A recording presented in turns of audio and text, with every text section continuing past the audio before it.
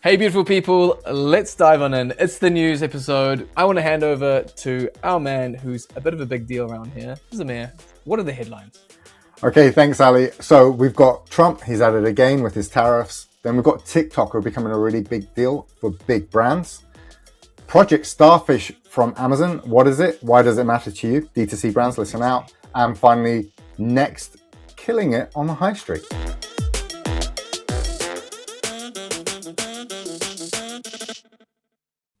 All right, Zamir, what's our first headline? Well, as of the point of time that we're going to air, Trump is threatening a 10% tariff from the 1st of February on the UK and some other European allies. Thanks, Trump. Okay, so, all right, I have been specifically instructed not to discuss the politics of such a decision-threat. But instead, what we're going to discuss is the impact on sellers. So it seems kind of straightforward or immediate. It's going to get more expensive to trade in the US. That's the immediate thing. I mean, that's the whole objective. I suppose if you think about it, though, this isn't really designed to, and isn't as likely to hit smaller businesses unless you're actually manufacturing in the UK. Then it does, right? Has he said that as a detail? I mean, okay, unless you're manufacturing in the UK. So, sorry, did Trump go into detail in his threat? In his dictate. Okay, I don't believe it was that deep on detail, but in general terms, it's been where point of origin is well, country, traditionally, right? So traditionally, tariffs are about point of origin. Sure. Fine. Yeah. So in theory, if you were a UK or EU manufactured product, then you're going to have an additional bonus, 10%. Congrats. Mm-hmm. Otherwise, you're going to be just in the same scenario you were before. Yeah, absolutely. But I mean, there may be small businesses in the UK whose point of origin is the UK. I think it's worth just pointing out that if you're in that situation, fudge, whiskey, exactly. And if that is the situation, and we don't know if this is going to happen, we're back in the same thing. But ultimately, if things go as they have previously, and if it does happen, if you ship the goods before the 31st of January, then again, you shouldn't have to pay that tariff. It will probably be any goods that leave port from the 1st of February onwards. Yeah. Okay, so leave port before the 31st of January. Yeah, so that's one thing you can do to insulate yourself, in the short term at least. Maybe ship some stock out beforehand. If you're planning to do that, then get on with it, I think. So that's the first thing we can say. It's all about the Art of the Deal. Have we read the Art of the Deal? I haven't read the Art of the Deal. Maybe we should be reading this Art of the Deal. Is his whole presidency about selling books? Maybe that's the whole point. We should read the book. Maybe we do a book review. We could do a book review. How about that? You know what we'll do? We'll put a link to his book, an affiliate link to his book in the description. We'll make commission off the sale. Yeah, thanks, Trump. The whole point. So Art of the Deal, we probably should read it. But it sounds like you never know, right? All of the stuff could be tactics. But going back to sellers. I think again, look, it's unlikely to hit distant sellers either. So if you're doing distant selling again, unless your product's point of origin is UK, and if it is, I'm afraid you're going to get hit, and that's going to be much harder because you're not shipping large quantities of stock out ahead. You can't do that. Gin, It'll just whiskey, be every order. Chocolate, all that good stuff. Yeah, but ultimately, if your products have a separate point of origin, then it's probably not going to make that much difference. But there's still the ripple effects, right? So any UK-based products that are high value, which is likely the big manufacturers and stuff that goes through, means that those goods become more expensive. Potentially, things are going to be more expensive for US consumers, means that they have less disposable income. And then there's just the general knock-on effect of all the extra admin and instability it creates. Which was why we would always kind of like, after Brexit, we were like, maybe the US is more attractive, right? Because the EU had so much more red tape. And now the US has got that red tape. So it's kind of like this kind of ping pong match between the EU and the US. Yeah, it is. And I mean, look, ultimately, I think so many businesses are on such paper thin margins already. Before you'd say, hey, look, this is a great stress test, see how resilient your business is. But we've been through a period of incredible stress tests. And I think any businesses that have managed to survive to this point are showing unimaginable resilience. So just adding additional on at the moment is particularly punitive, I would say. Fine. Okay, well, that's a good way of putting it. I was going to be like, I'm looking for the upside for you, Ali. It's no big deal, but okay, fine. Cool. Well, what's our next story? Right. So the headline is that TikTok has doubled down on its anti-fraud measures as its GMV for 2025. Its global GMV outside of China, it's 130 billion US dollars. Just a tiny amount. It's just a tiny amount. But I mean, there's been a lot in the news about how much, how much e-commerce sales came from TikTok over the holiday period. So I think that's one part of this. But the other side of this is that they're clearly now trying to court the larger brands, and it seems to be working, right? You missed a slight humble flex there, Zamir. We've also been calling it. We have, yes. We've seen so humble flex. We also called it, but yes, it is becoming bigger, and the bigger brands are now joining in the fun. So, what does this mean? What does it mean for I think it's quite. Small brands. Look, I think this is interesting, right? So Amazon started with commerce essentially, and has kind of then moved into the more media side of it. TikTok's pretty much just doing that in reverse. They started with the media side, and now they're moving into commerce.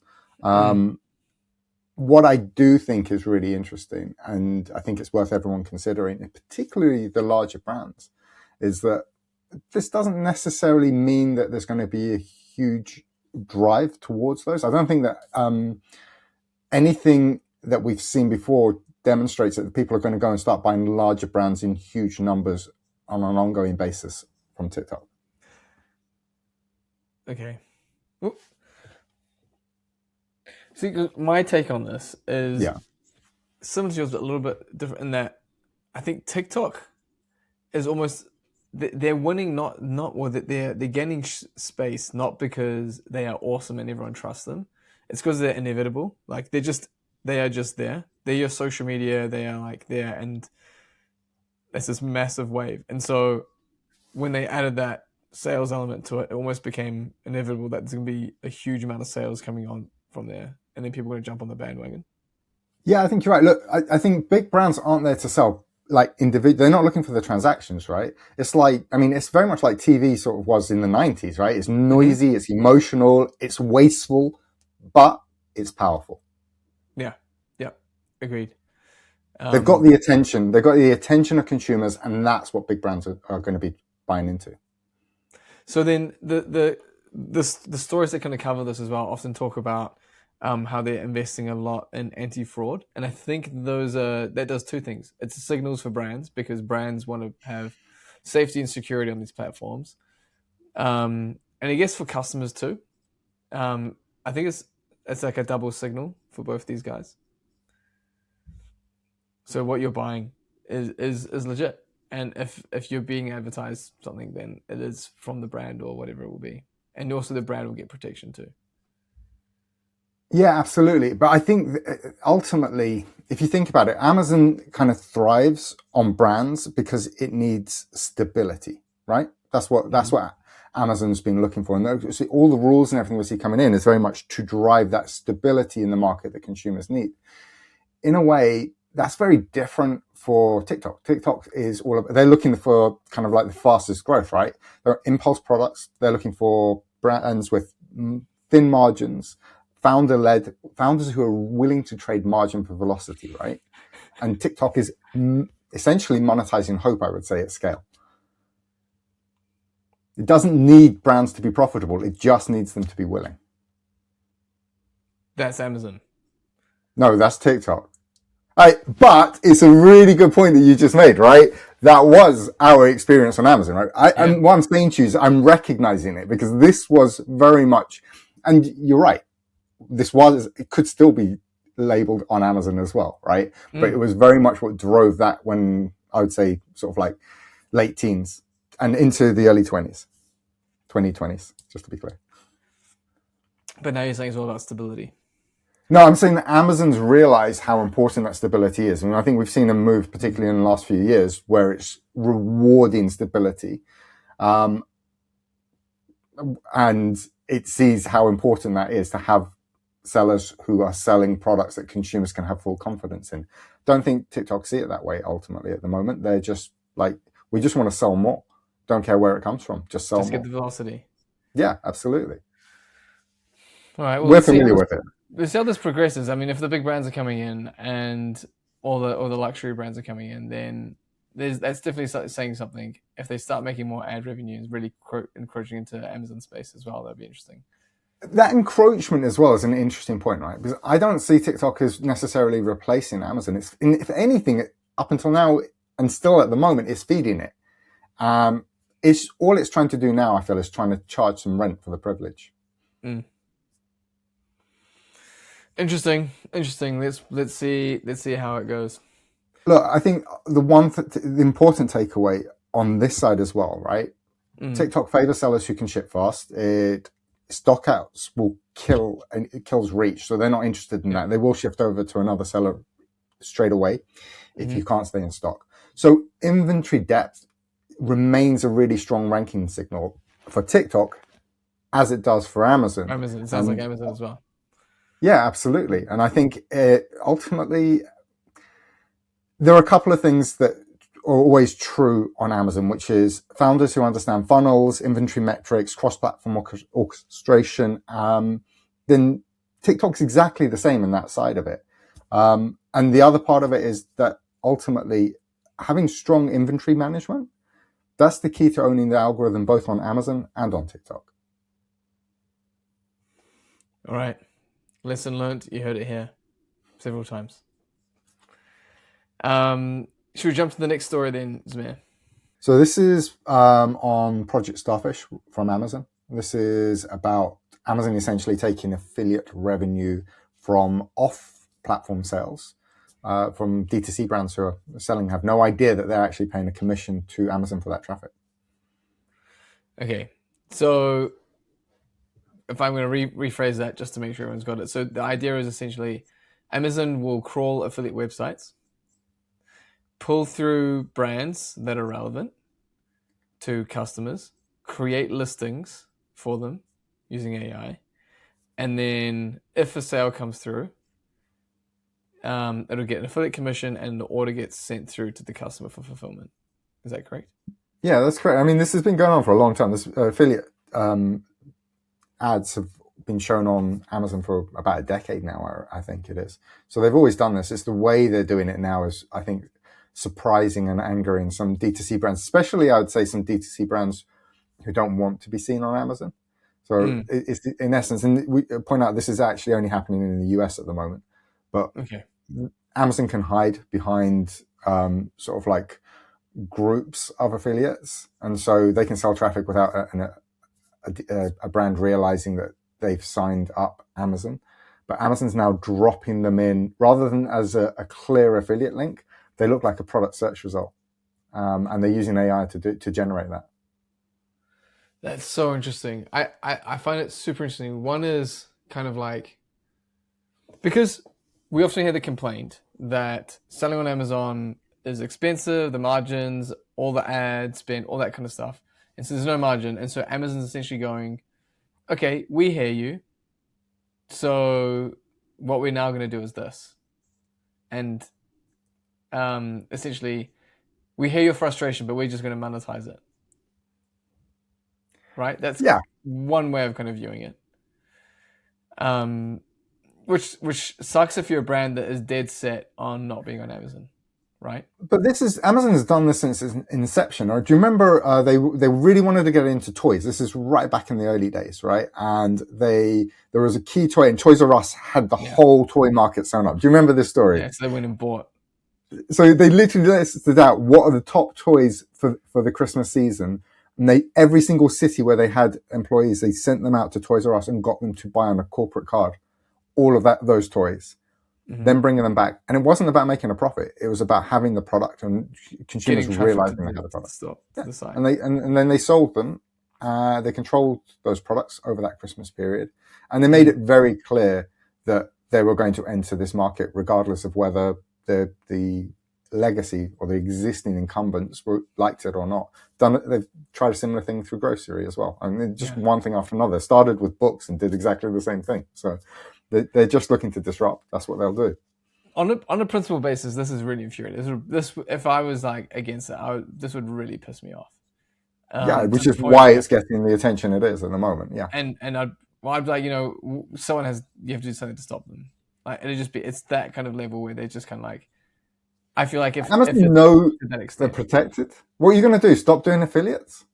I mean, that would be your only thing, really. Well, yeah, or you create affiliate websites that are like will vet who comes on, right? So that'll be the next step.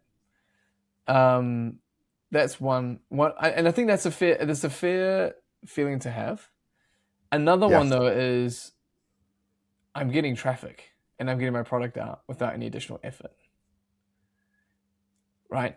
And that part's awesome. Yeah. So what if I'm paying commission? I didn't do any additional work for that. Amazon did all the work. They got the traffic through, blah, blah, blah, all that kind of stuff. So that's another way of looking at it. I guess a third one is just impressed at what AI is doing, right? And AI can just it's pretty much doing all the crawling. It'll be crawling all the sites, creating all the listings, putting them out, and then getting it all set up. I doubt there'll be humans in the back unless this is another Amazon Fresh scenario. But I think this would be that part's impressive. And when I view that story, yeah, I mean, look, Amazon's just essentially monetizing more of its real estate, its digital real estate, right? And if I understand this correctly as well, the fourth way of looking at this is customers are going to get more of a curated set of products that they will see when they come onto an Amazon's page, right? There's be more curated to their behavior because I'm sure it'll be crawling the cookies as well. True. I think it's important to point out the transaction still happens on the DTC. So this takes people off of Amazon, right? So the experience doesn't occur in Amazon. Okay. So if you click, you don't pay Amazon and Amazon doesn't buy it for you. It'll still send the traffic through to the D2C site. Yeah. But you see the listing, you click on buy now or a button. You literally click on the product to go through to its details page and it takes you through to the D2C site. That's pretty cool, to be honest. I think that's pretty badass. So Amazon's now the world's biggest. That's weird, no? Is that not really weird? That's like the Amazon. I would be what's one of the key USPs of Amazon? It's the delivery. It's like the trustworthiness, and then they're suddenly just relying on random D2C sites as like trustworthiness and delivery times and reliability. Is that not weird? Two parts on this, right? First of all, Amazon's been doing this for 10 years. Okay. So this isn't new. Affiliate links have always existed. People can click and go away. It opens in a separate tab. Tab remains open. So, or a new window. Mm-hmm. So they're not losing that. Customer then makes a decision if they want to purchase it and this is a product they want and they're willing to wait for however long for delivery. Yeah. So it's the customer's decision. All Amazon's done is gone, well, if we're not going to get your order for what you actually want directly, we're giving you an option. We'll take a commission on the sale from. I'm sure they'll be monitoring the click through and the conversions as well. Yeah. So if people are coming through, if you're not performing, purchasing, then they'll just drop you. Yeah.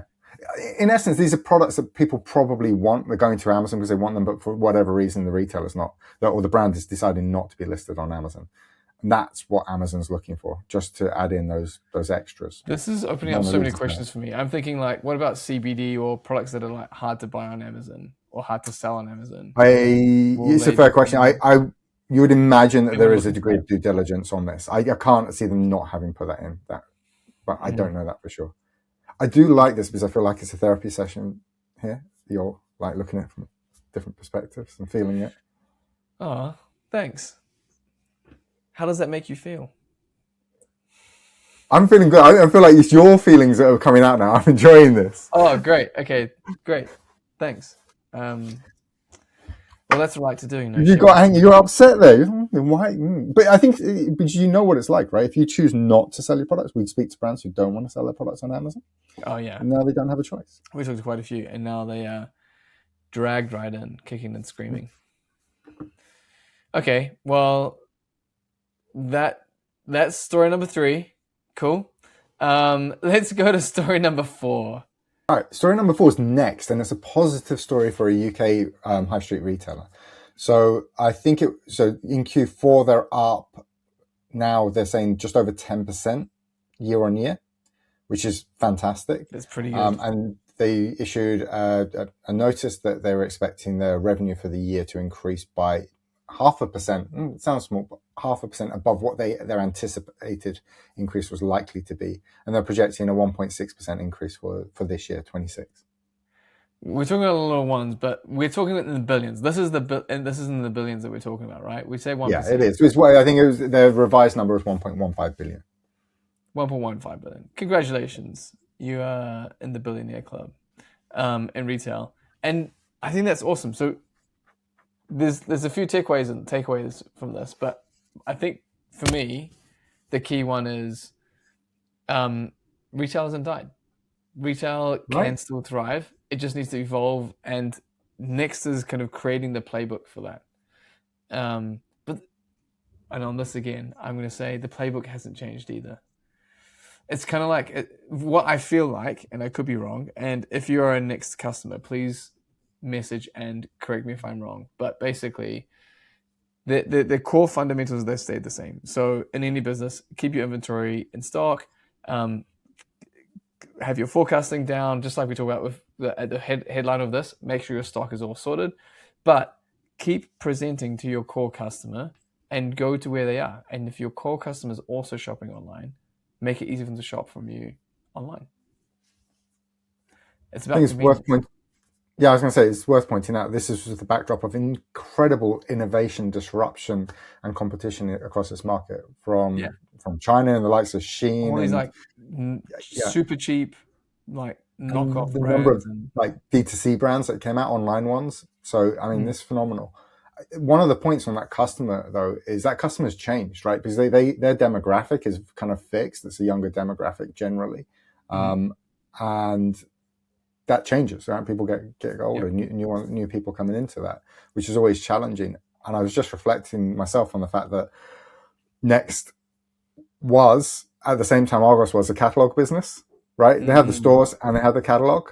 Yeah. But unlike Argos, Next has survived this. And I think it's a really interesting, they've evolved, exactly what you're saying, right? Yeah. So maybe that's an interesting example to have a deeper look in the future. Deeper dive into. All right. That sounds good. And yeah, hats off to Next. They've done a great job on that. I think it's super awesome. And then on that convenience thing, how often do those collection points get absolutely rammed and busy, right? So Next, because obviously they've got that, haven't they? Again, omni-channel, they're killing it. Omni-channel, go to where your customer is, speak to your customer. Love that. Thank you for allowing us to wrap up on a high note. We will come back to Next in the next episode. See what I did there. So it'll come up soon. So keep an eye out for that. And we'll do a deep dive into them, because I think if they are doing a cool little playbook on this, we should kind of see if we can map it out and understand it better. All right. Those are the news headlines today. Those were our people tonight. Thank you.